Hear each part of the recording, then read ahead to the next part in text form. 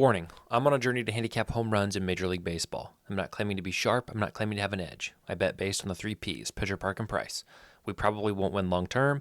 This is for entertainment and education. If you like the video, like the video. Let's get this mug over 1,000 views today, even though it is a small slate. Welcome back to the Green Beans Go channel. It's your host, me. A positive day yesterday. We had a positive day emotionally. I said I was optimistic. I said I felt good, and we came out ahead. The Baltimore-Kansas City game was incredibly helpful. Mullins, O'Hearn, India, and Witt all hit. We did get Tyler Stevenson in the Cincinnati game and Luis Garcia in the Cincinnati game and Weston Wilson in the Philadelphia game. Unfortunately, Elly De La Cruz, if you have the MLB home run alerts on from Twitter, like I do, which may show my addiction to the home run, it sent you a ping that Elly De La Cruz hit a home run. And I was watching the game live, and he walked around the bases with the bat because he wasn't sure. And Mackenzie Gore ran up to the umpire and objected it, and ultimately it was foul. DraftKings actually paid out the bet and did not void it until the end of the game. So I thought we were going to get away with one. Unfortunately, we could have had a very good day. It would have been over 1.6 units had that stood, but it is what it is. We are not going to complain about a positive day. And again, we are crushing the red picks, up almost 8 units in red, down 5 for these 2-3 here.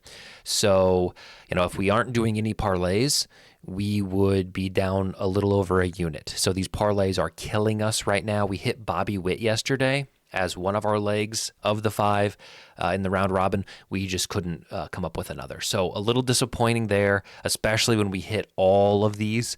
But it is what it is, and we'll peel back a little bit. Again, if you want to sign up for Novig, use my code and make sure you deposit at least $50. You get 25 free. So it will not count for the actual contest if you don't deposit. So we are far away from that 25. We don't need to talk about it. Today is a small slate with below average weather. A lot of teams are traveling as well. Both teams, and a lot of these games are traveling. The home team playing today was on the road and they're coming home, and then they're getting a new team coming to them. So I don't know how that affects anything. I have not thought about the data there. I don't know if it plays a role in MLB. These teams travel so much and so often that I'm sure they're used to it in some ways, but it's just something to keep in mind. Yeah, guys, this is it.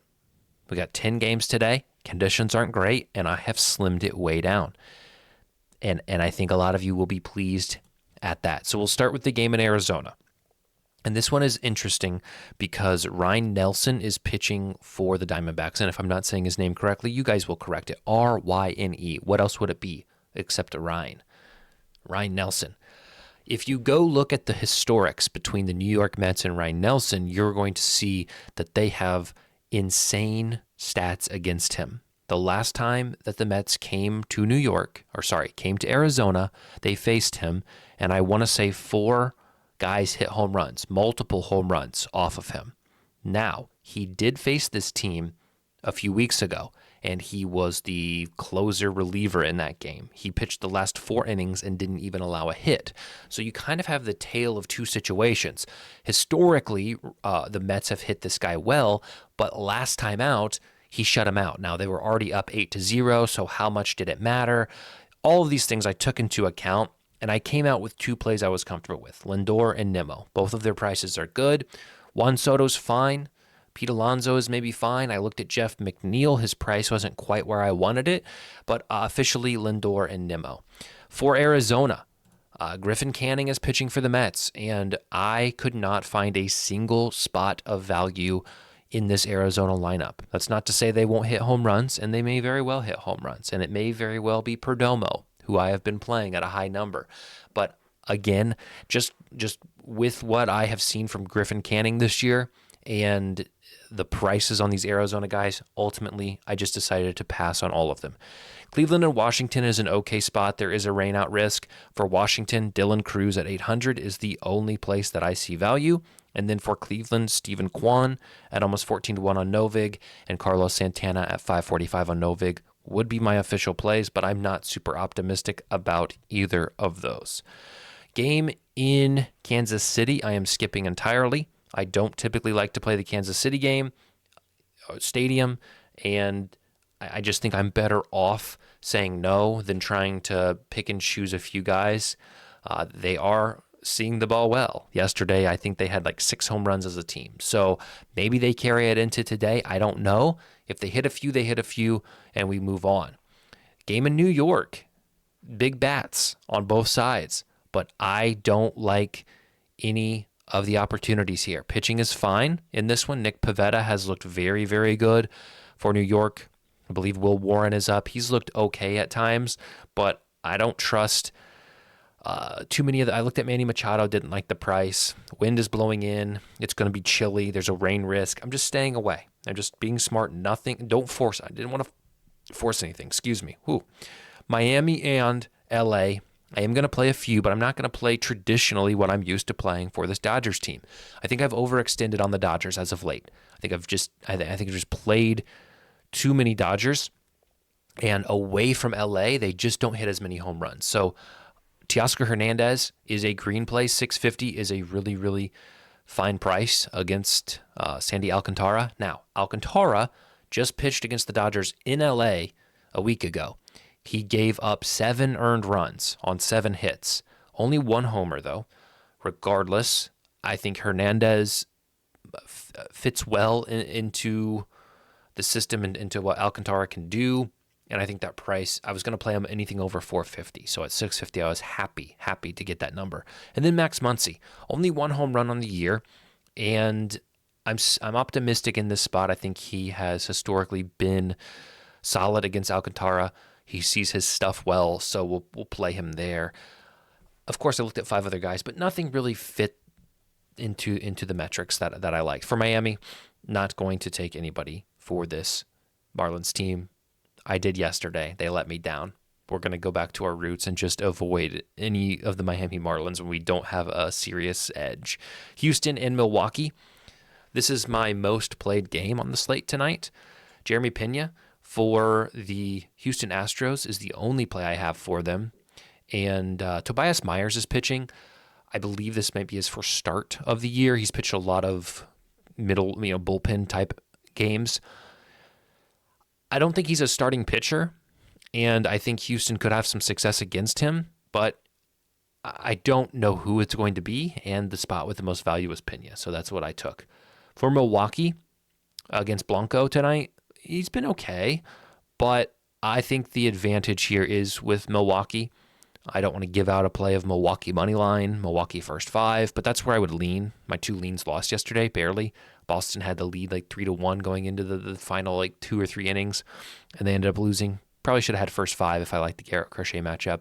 And then the under in the Yankees game, I think it was we had under 9.5, and it was 10. So my 2 leans did lose yesterday, but glad I didn't play them for the purple. For Milwaukee, though, Bryce Turang at 1250, good matchup against Blanco. Wilson Contreras, or William, sorry, I'm never going to get it right. William. I can remember it like this. No, I can't, because Wilson and William both start WIL, which is the same as Milwaukee, so that's not going to help me. William, there's an M in William. There's not an M in Wilson. So William is from Milwaukee. William Contreras at 5-1. Isaac Collins, I would not take on FanDuel. I don't know if he's going to be in the lineup. I think he is. He's a switch hitter. He hit a home run a couple days ago, and I think at 9-1, a guy who's been swinging the bat is a good price. And then Christian Yelich at 525. Atlanta, I'm starting to think that this stadium is not as conducive to home runs as I originally thought. I think I overplay Atlanta home runs in this park, and I need to be careful with that. Cincinnati, I don't trust, or I'm losing trust in on the road to hit home runs, so I'm staying off. I think Tyler Stevenson does pose some value at 6-1, but I didn't take him officially. For Atlanta, I'm taking Alex Verdugo, and he is green. I think it's Alex Verdugo's night. Alex Verdugo. Do. He is due. And we've been on him. I've probably lost. I don't want to think about how much I've lost on Alex Verdugo. I could check. It's probably about a unit. This would break us even, and it's green. I feel very good about his matchup versus Brady Singer, and it's time. Ozzy Albies at 7-1 is the only other play. St. Louis and Pittsburgh, you see minus 14. I think there are some spots where you could have value, and I think Newt Barr, a lefty at 680, and Brian Reynolds at 750, both poise a little bit of value at those numbers, so I'm okay with playing those. Game in Sacramento, I guess it is the only other play that place that I'm touching, not touching Wrigley. The pitching is, if the pitching wasn't so good, maybe I could argue that there could be some value given that the books are going to price in these conditions. Do they really matter that much? I'm not here to say one way or the other right now, but it doesn't matter. I'm skipping it. Game in Sacramento, 3 plays, JP Crawford at 8-1, Polanco at 425, which is a little lower than I like to go, but I think he's been very hot lately. And then Tyler Soderstrom, who hits the ball much better at home than he does on the road, it's proving, at 425. These are the plays. So significantly smaller list than we typically have, but I felt good building it. I didn't overextend, but I played the guys I felt like I needed to play, and I feel like I'm getting my rhythm back. And we could lose tonight. We could lose all these again because we aren't putting a lot out there like we did yesterday. We had 40-some plays yesterday, and we still came out positive. So that's great. If Turang and Verdugo hit, and Kwan, if we get Kwan, Turang, and Verdugo all to hit today, we might just stop the series and go out on a mega win. I'm going to have to shave regardless. I know I don't have a round robin today. Didn't see enough value to try to do that, and we're getting busted on those. So yeah, I need to shave. It's too much. We got too much. So we may just go lucky mustache anyway. Probably not. My wife isn't a huge fan of the just mustache only. I don't know. I am. So we'll see. Good luck if you're tailing any of these. Play your promos if you've got any. And be on the lookout. I may make another video this morning, today, about something I think is important.